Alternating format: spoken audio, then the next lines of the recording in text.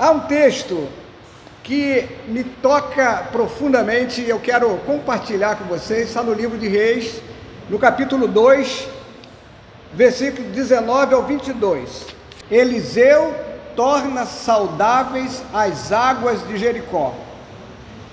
Os homens da cidade disseram a Eliseu: eis que esta cidade é bem situada, como o Senhor pode ver, porém a água não é boa e a terra é estéril. Ele disse: tragam-me um prato novo e ponham nele sal. E eles trouxeram. Então Eliseu foi até a fonte e jogou o sal na água e disse: assim diz o Senhor, tornei saudável esta água, ela não será mais causa de morte, nem de esterilidade.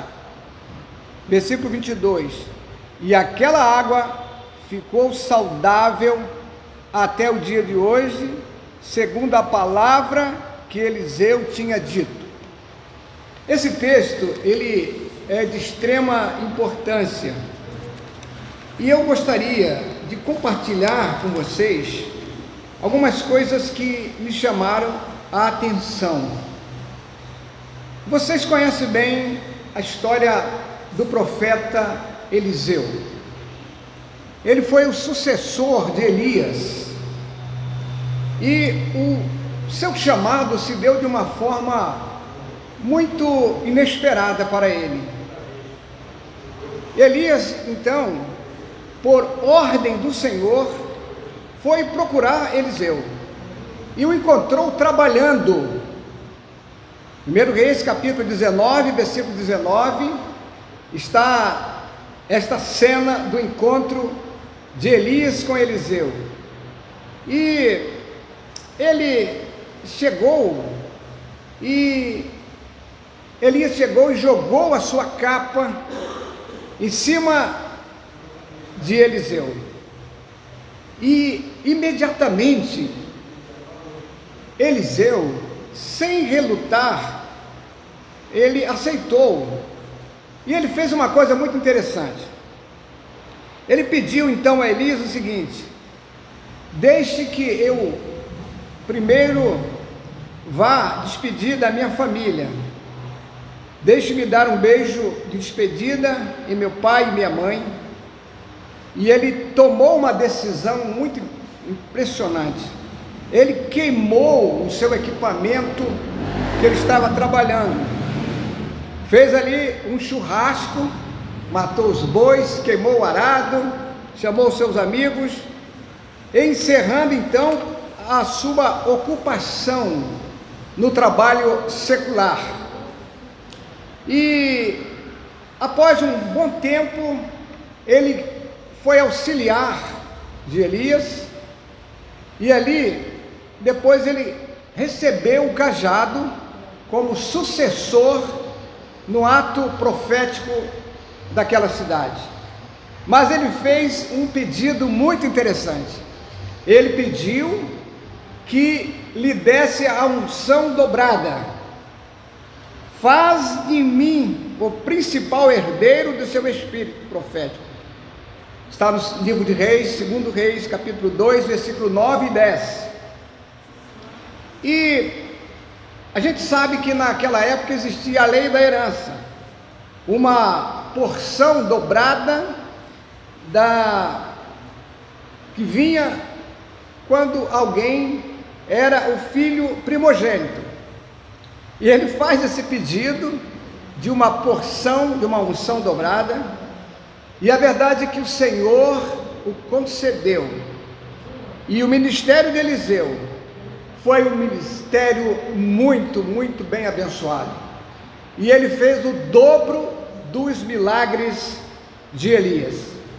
Aqui no capítulo 2, versículo 19, Eliseu então ele recebe uma comitiva da cidade de Jericó. Era uma questão muito interessante.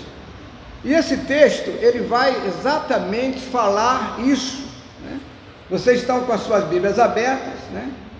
E eu vou fazer essa leitura de uma forma assim para a gente ter bem fixado o que aconteceu. Versículo 19 do capítulo 2, segundo Reis, diz assim: os homens da cidade disseram a Eliseu: eis que essa cidade é bem sitiada, como o Senhor pode ver, porém a água não é boa e a terra é estéril. Vocês percebem aqui o que está em jogo aqui? Então eu quero compartilhar com vocês algumas coisas que eu tive pensando. Esse texto nos faz pensar na situação atual que estamos vivendo neste mundo conturbado. Eu não sei se vocês sabem o motivo das guerras que têm acontecido, dos problemas que têm se levantado em várias partes do mundo, porque está em jogo uma implantação de uma nova era, e essa nova era quer tirar de lado o Evangelho, os valores que são tão caros para nós. Eu não sei se vocês acompanham a política, principalmente aqui na América do Sul. Tem sido um problema muito assim forte, uma questão de grande perseguição aos valores pelos quais nós assim somos devotados, né? Somos defensores. Por exemplo, recentemente na Argentina, país nosso aqui vizinho, na América do Sul, teve a aprovação do aborto no Senado, 38 votos contra 29. O aborto foi aprovado na Argentina para até 14 semanas de gestação. Então um bebê com 14 semanas, olha, com 6 meses já as crianças nascem e se criam, né? Muita gente nasceu com 6 meses. Pois é, se você fizer umas contas, 14 semanas, o bebê está formado, é uma vida, e ali a mamãe que quiser pode jogar ele fora, pode matá-lo. Não sei se vocês estão sabendo o que está acontecendo na Colômbia, na Venezuela, e até mesmo no Brasil já está começando uma onda aí de invasão de igreja. Recentemente, não tem aí algumas semanas, 2 igrejas, uma igreja católica foi assim quebrada por dentro, e também uma igreja da Assembleia de Deus. Isso é uma ordem que está vindo, porque eles sabem que o Evangelho de Cristo Jesus é o grande inimigo que eles acham para a implantação desse problema. E a gente pode perceber também que isto é algo que a gente pode perceber algumas coisas muito estranhas têm acontecido nesses últimos anos. Veio aí uma pandemia mundial que ceifou muitas vidas, e aí então inventaram, né? Assim, a toque de caixa, as vacinas, e as pessoas tomam a primeira dose, a segunda dose e continua pegando a peste, e daí a pouco agora tem a terceira e vai vir a quarta e por aí. Então a gente percebe que existe uma onda, as águas estão amargas em todos os setores da sociedade, entendeu? Isso a gente pode também observar como a violência tem sido ainda assim muito forte, né? E muitas vidas estão sendo ceifadas por causa desses problemas. A gente percebe também que tem uma grande investida contra o Evangelho de Cristo Jesus, através de noticiários, de assim, notas que têm sido distribuídas. Mas eu quero dizer para vocês nessa noite que existe uma esperança. Há como reverter essa situação, e o problema é que a igreja de Cristo Jesus, ela foi extremamente enfraquecida nesses últimos 2 anos. A gente tem uma igreja aqui que antes da pandemia ela tinha uma frequência muito boa. A pandemia já se vão 2 anos e tanto, mas tem gente que ainda está dominada por ela.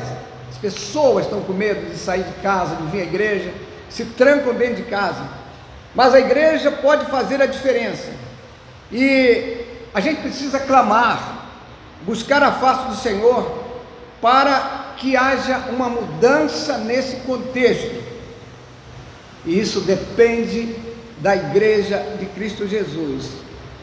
Os homens da cidade de Jericó, nesse texto que nós lemos, continue com a sua Bíblia aberta, reconheceram que havia um problema que eles não podiam resolver. Eles eram incapazes de resolver o problema, mas os homens de Jericó foram buscar a solução. Perceberam que estavam experimentando os efeitos de uma maldição na cidade de Jericó. E aí, se você for ler a Bíblia, você vai encontrar uma coisa muito interessante. Após a cidade de Jericó ser destruída, está no livro do livro de Josué, capítulo 6, 26, naquela ocasião, Josué ele pronunciou um juramento solene. Ele disse: maldito seja diante do Senhor o homem que reconstruía a cidade de Jericó. E ele colocou uma condição: se alguém fizer isso, o preço vai perder o seu filho mais velho, e quem lançar os alicerces na cidade, e ao preço do seu filho mais novo porá suas portas. Está no livro de Reis, capítulo 16, 34, 1 Reis 16, 34. E sabe o que aconteceu? Durante o seu reinado, lá de Betel, a cidade foi tentada reconstruir novamente, e foi lançado os alicerces à custa do seu filho mais velho, chamado Abirão. Instalou as suas portas à custa do seu filho mais novo, Segube. De acordo com a palavra que o Senhor tinha falado por meio de Josué, filho de Num, aconteceu. Mas a cidade foi reconstruída. E aí, essa cidade tinha um problema. A cidade era boa, mas as águas eram amargas por causa da maldição. E os homens de Jericó sabiam disso e foram procurar quem podia resolver o problema. O profeta de Deus, Eliseu, foi chamado, representante de Deus, porque o profeta tinha acesso ao trono da graça de reis, e ele tomou uma decisão. Segundo Reis, capítulo 2, versículo 20. Segundo Reis, capítulo 2, versículo 20. Tragam-me um prato novo e ponham nele sal. Ponham sal. Por que o sal, hein? Por que o sal? A Bíblia, irmãos, ela não tem coincidência não, é a palavra de Deus. O sal tem qualidades preservativas.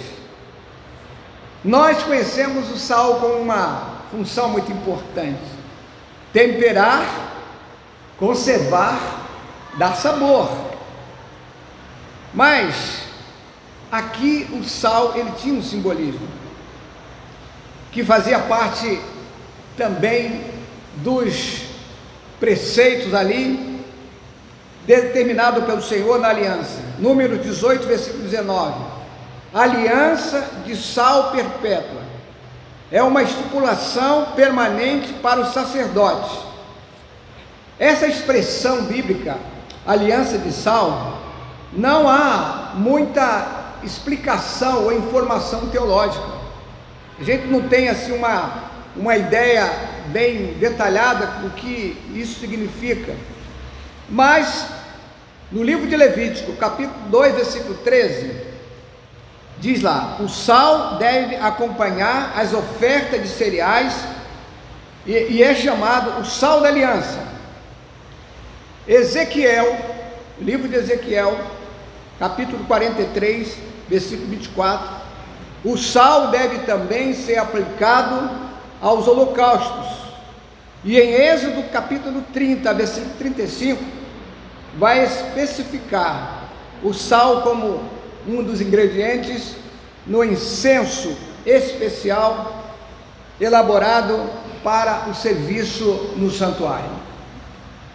Não é à toa que Eliseu recorre a algo que está na palavra: põe o sal numa tigela nova.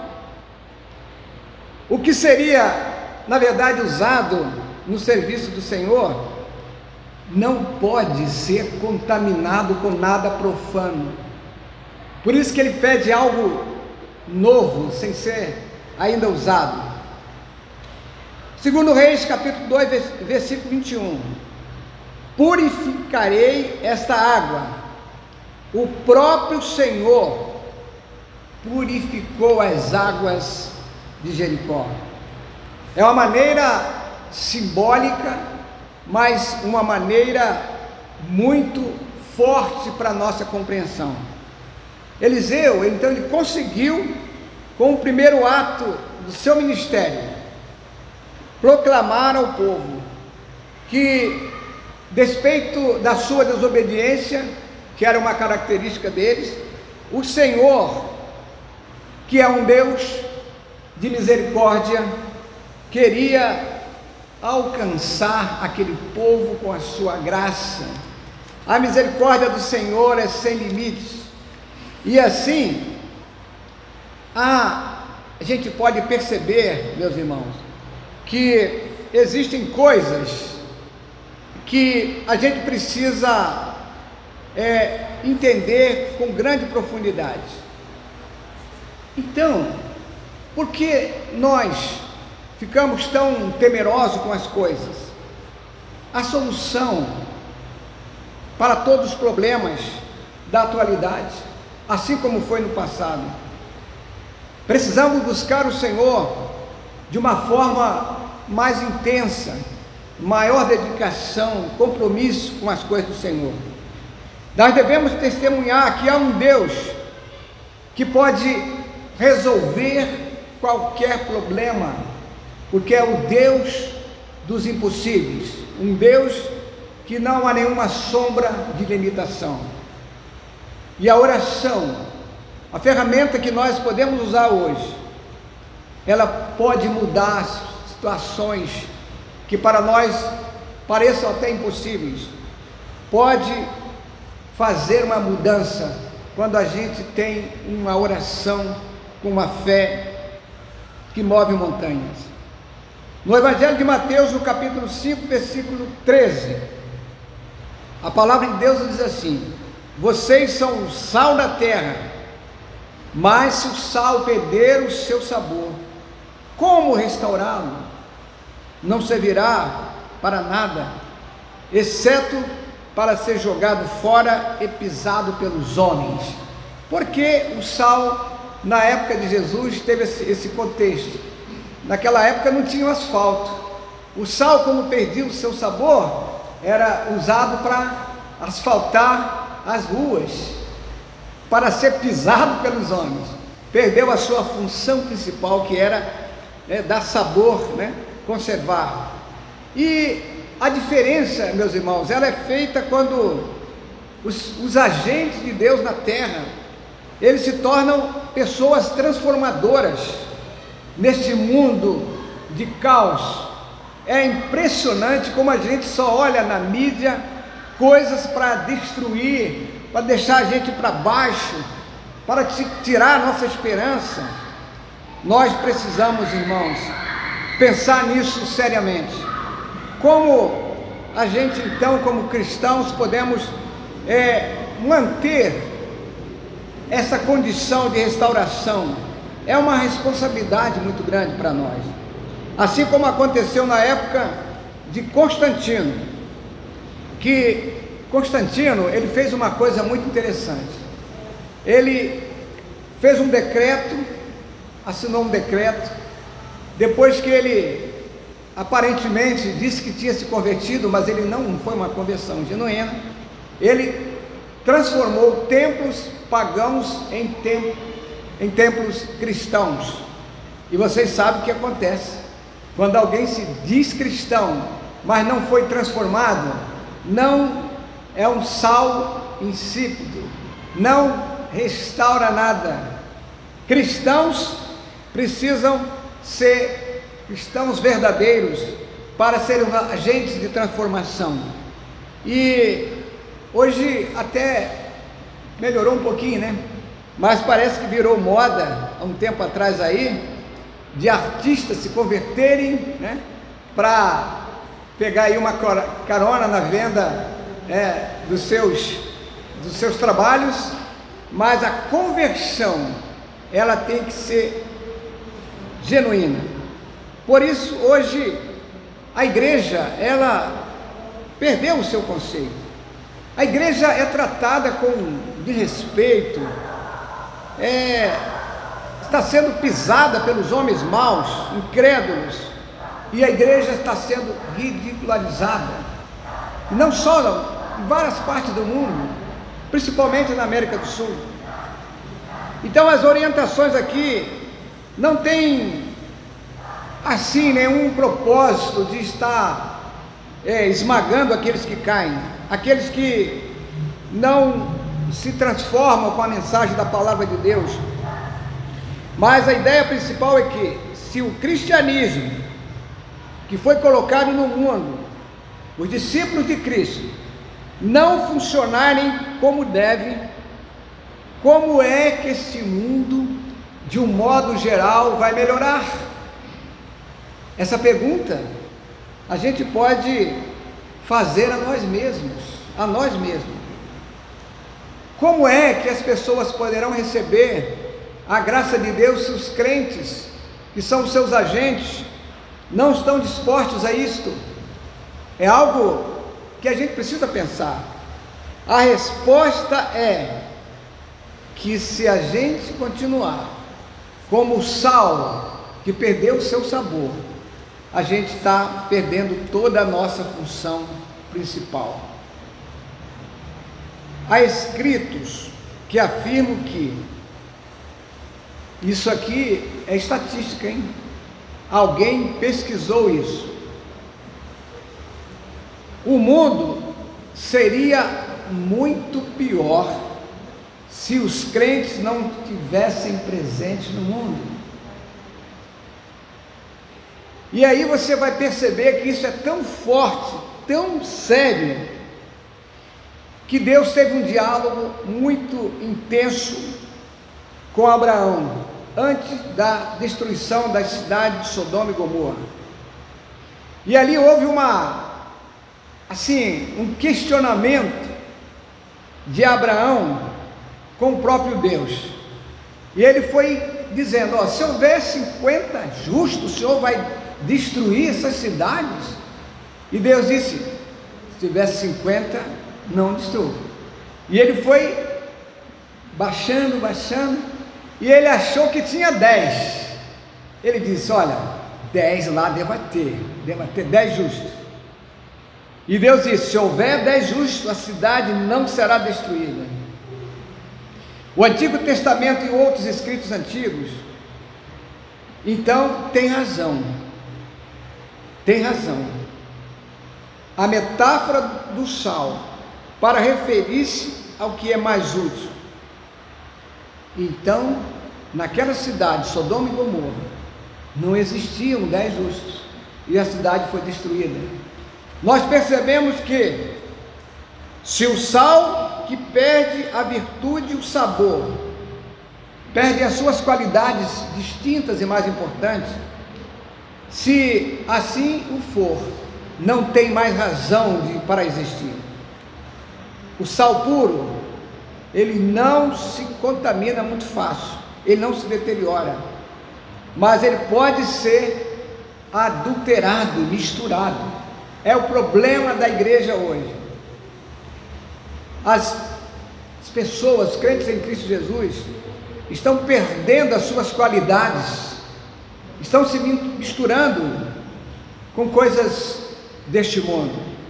Então, como é, ou quando é que o crente deixa de ser como um sal puro? É quando sua capacidade de testemunhar, de influenciar, é menor do que a influência que recebe. Olha, eu não sei se você já fez essa pesquisa ou se já ouviu alguém falar sobre isso. Hoje é muito difícil um jovem crente que vai para a universidade, lá ele perde a sua fé. Isso é muito sério. Jovens que foram criados dentro das igrejas perdem a sua fé quando vão para a universidade. E você pode ver, isso é lição para mim, para todos nós. Onde estão os nossos filhos hoje? Onde estão nossos filhos hoje? Você sabe que é uma pergunta que às vezes nós sabemos a resposta? Quando os prazeres deste mundo se tornam maiores do que o prazer de servir a Cristo, o crente perde o seu sabor. Quando as minhas prioridades é maior do que o meu amor por Cristo Jesus, as coisas vão se deteriorando. Quando eu não dou mais valor aos ensinos ministrados pela palavra, quando eu não tenho mais prazer em adorar a Deus, quando as teorias humanas, que são tão fortes, tomam o lugar dos ensinos, dos valores ministrados pelo reino de Deus, então nós estamos perdendo o sabor, a importância de sermos cristãos que o Senhor deseja que sejamos. Que tipo de sal eu sou? Que tipo de sal é você, meu irmão, minha irmã? Precisamos pensar nisso, porque assim como aquele sal puro jogado nas águas amargas, as águas se tornaram potáveis, nossa vida pode ser mudada quando a gente colocar os verdadeiros valores na nossa vida. Que Deus nos abençoe, nos faça pensar sobre isso. Eu creio que muitas das vezes a gente, quando fala isso, até ficamos entristecidos, mas essa palavra não é uma palavra de desânimo, é uma palavra para que você possa pensar um pouco na sua vida. Eu também posso pensar na minha vida, o que eu posso fazer para ser alguém que leve as pessoas para o bem, transformando vidas.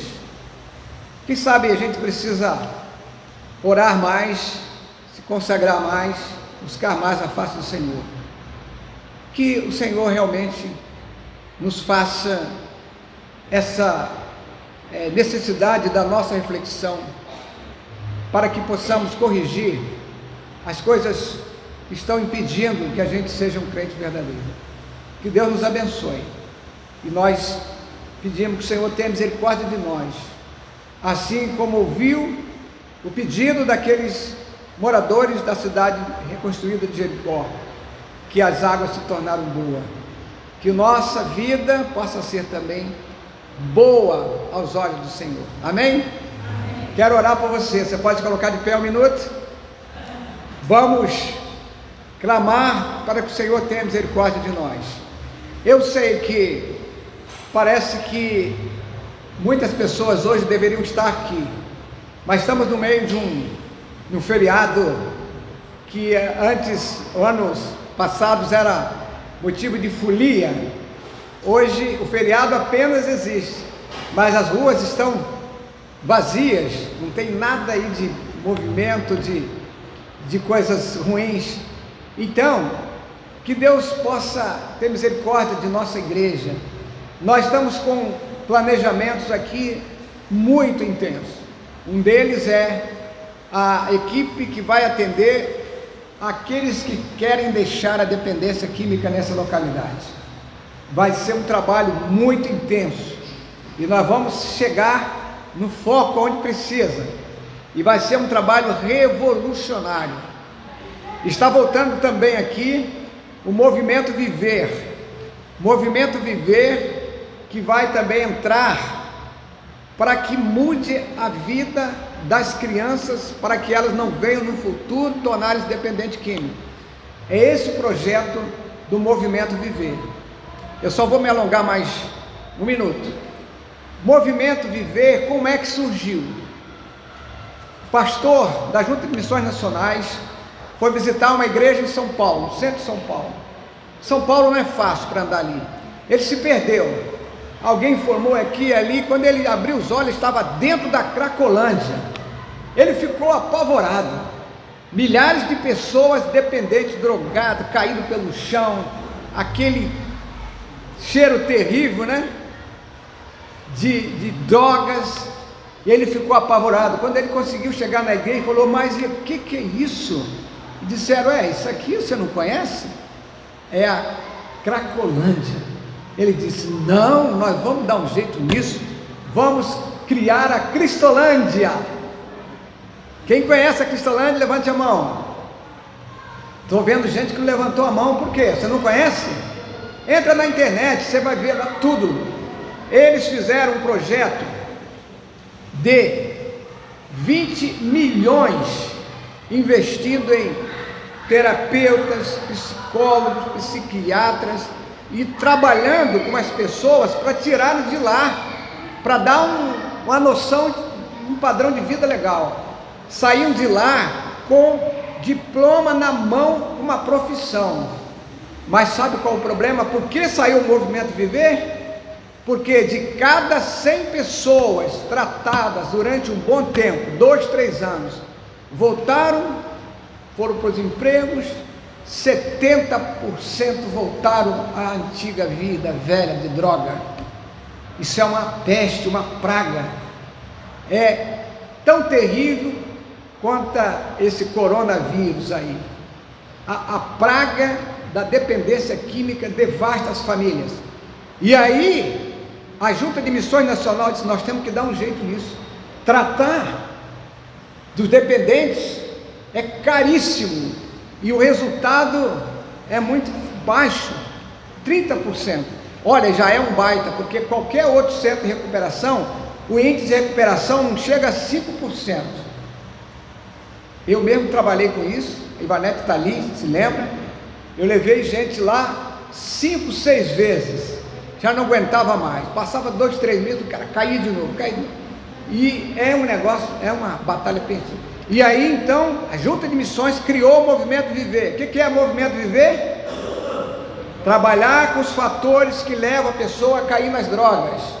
E um delas é o problema familiar, problema falta de Deus na vida das pessoas, problema de dificuldade na aprendizagem das crianças.